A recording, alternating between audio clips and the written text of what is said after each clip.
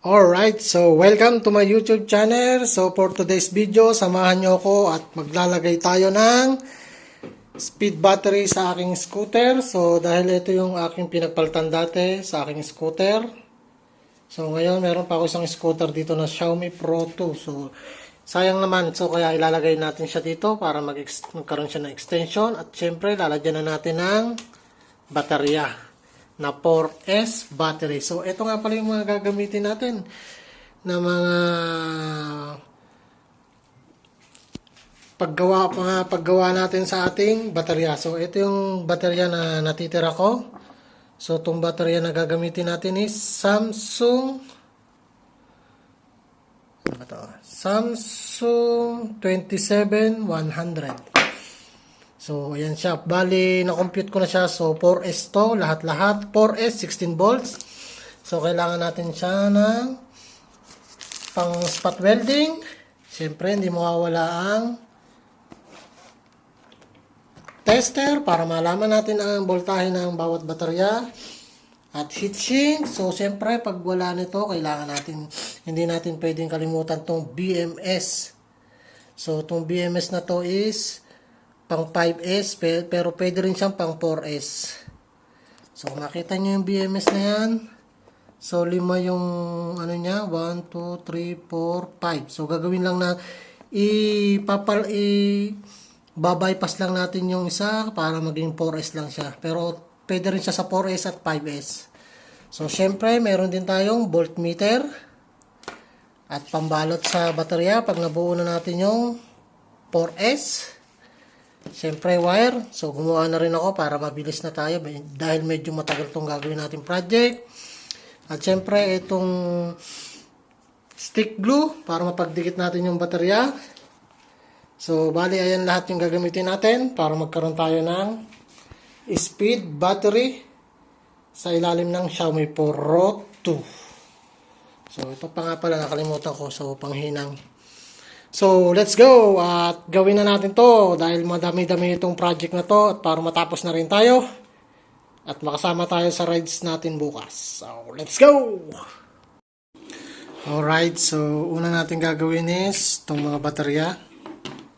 So, buuin muna natin siya ng 4S at siyempre pagdidikitin muna natin gamit itong stick glue. Yun. Ganyan lang siya. So, lalagyan lang natin siya lahat.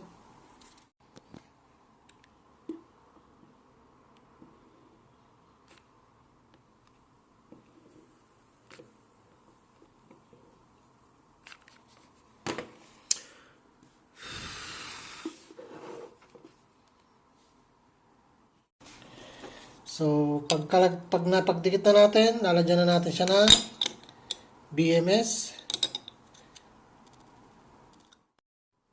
Alright guys, so tapos na natin i-parallel yung ating 4S battery or 16 volts battery. So check natin ang voltahe niya kung tama ba.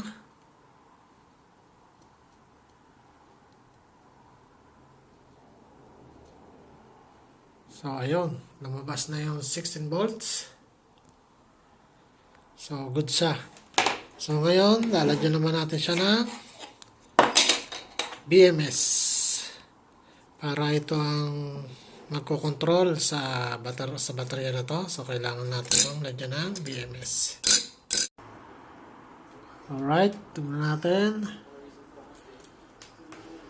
Negative sa BMS. Positive. 16 volts. Balutin na lang to. Goods na. So guys, tanggalin na natin yung ating cover.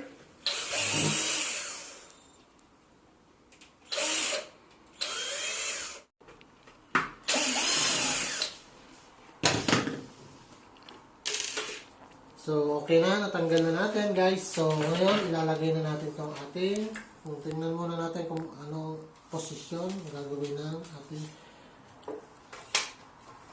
So, sakto kaya. So, sakto naman siya dahil Pro 2 to. Kaya, sakto lang siya dun sa, katulad lang siya nung dating chassis ko.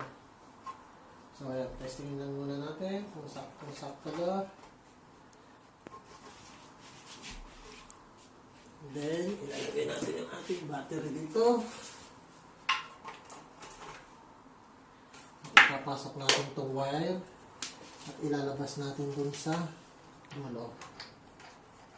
Dito natin siya padadaanin para makunik dun sa ating controller at switch. So ngayon, itatap muna natin itong ating charger port to the sa battery at saka itong voltage meter para may sara natin siya mamaya. So let's go, tap muna natin sa ating baterya. So lagyan muna natin siya ng ating kahit styrofoam dito para kahit umaandar siya, hindi siya gumagalaw yung baterya niya, naka-steady lang siya. Kasi pag umandar siya, na preno, madadali yung voltmeter natin at charging port dito. So, lagyan natin siya ng extra harang dito, tsaka dito. So, let's go. Alright guys, so ito yung voltage meter. So, tatap na natin siya dito bago natin ilagay yung battery sa scooter.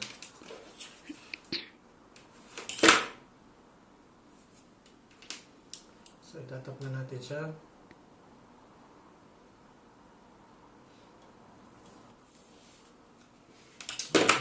So, ayan ang pormahan niya. Ngayon, itong wire na to, itatap lang natin siya sa battery para magkaroon na siya ng... So, hintayin lang natin siya matuyo. So, medyo mahaba yung wire niya. Tatanggalin natin siya dito para magtapla lang tayo dun sa ating baterya. So, okay na yung baterya, okay na yung voltage meter at yung charging port. So, ilalagay na natin siya sa ating scooter.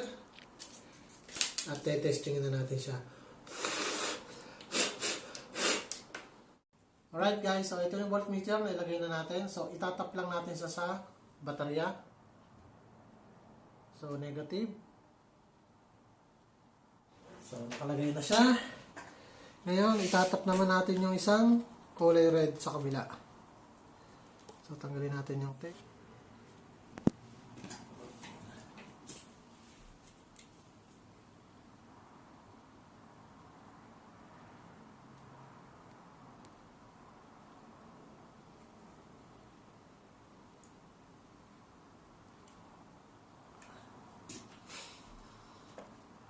Lalagay na natin yung isang kulay red. So ayan, nakatikit na siya. So kung makikita nyo, meron na siyang voltahe, 16 volts. So okay na siya, lalagyan lang natin siya ng tape. At ngayon, ang itatap naman natin yung charging port para meron na tayong saksakan ng charger dito. Alright guys, so ito yung wire ng ating charger. So yung red wire na ikabit na natin sa itap na natin sa red wire. So itong negative lalagay uli natin sa kabila para magkaroon na tayo ng charger port. So first, kailangan muna nating balutin to for the safety first. Dahil nakalabas yung wire niya.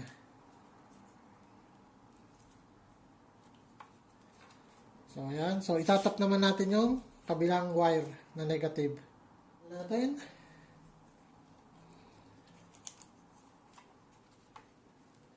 So, nilagyan ko siya ng styrofoam dito para kung sakaling tumulo yung LED LED, hindi masisira yung ating controller. So, ilalagay na natin yung negative sa kabila. Hit na siya. So, okay na guys, nakadikit na siya. So, lalagyan lang uli natin siya ng tape. At itatakip na natin yung takip at okay na siya. So, lalagyan natin siya ng tape.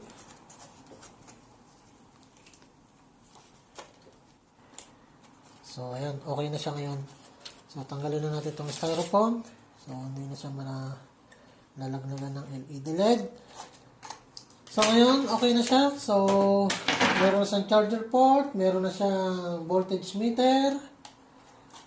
So, nilagyan ko rin dito ng styrofoam. Kung makikita nyo, may styrofoam siya para hindi umadjust yung baterya dahil kapos siya. So, nilagyan ko lang siya dito ng styrofoam para hindi umadjust yung baterya. So, ayan. So, okay na siya. Ngayon, tatakpan natin at ite-testing na natin siya mamaya. So, ito yung charger niya. 16 volts yung kanyang charger. 4S. So, itatry natin siya. Bago natin siya takpan. So, naka-green. So, yung charging port niya.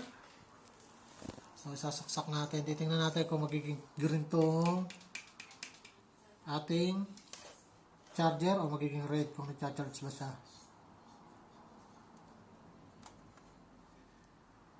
So, ayan. So, ayan, nakita nyo, naka-red na siya. Nagcha-charge na siya. So, okay na siya.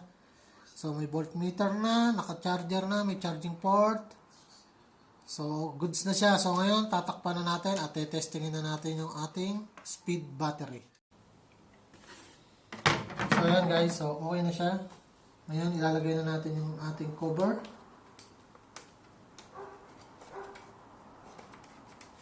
16 volts. Ayan natin yung cover.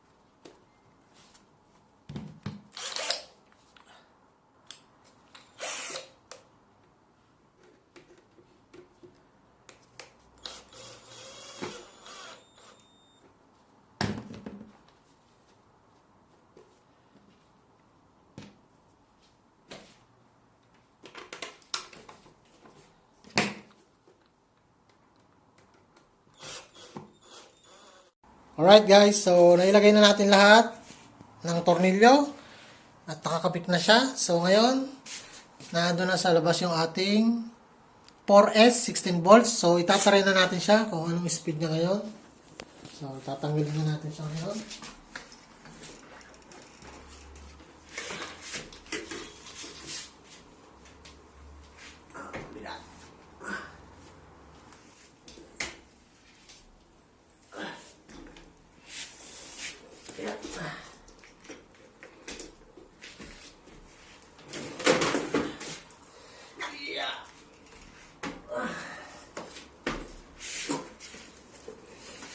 So ngayon yung wire ng ating speed battery is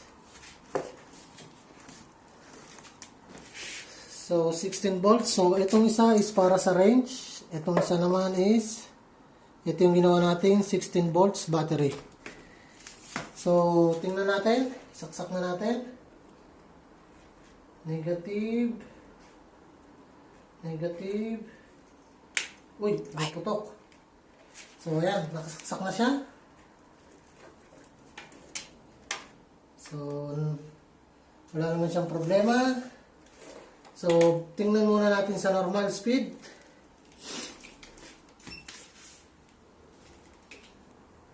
So, ito na yung speed niya ngayon. Yung normal. So, 42. So, ngayon, ito siya. Ilalagay natin siya sa speed battery. So, tingnan natin ngayon kung ilan ang speed niya ngayon ng 4S.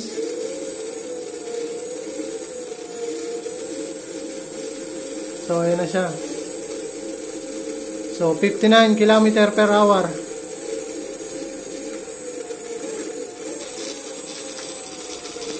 So, ayan na yung speed niya ngayon, 59 sa 4S battery.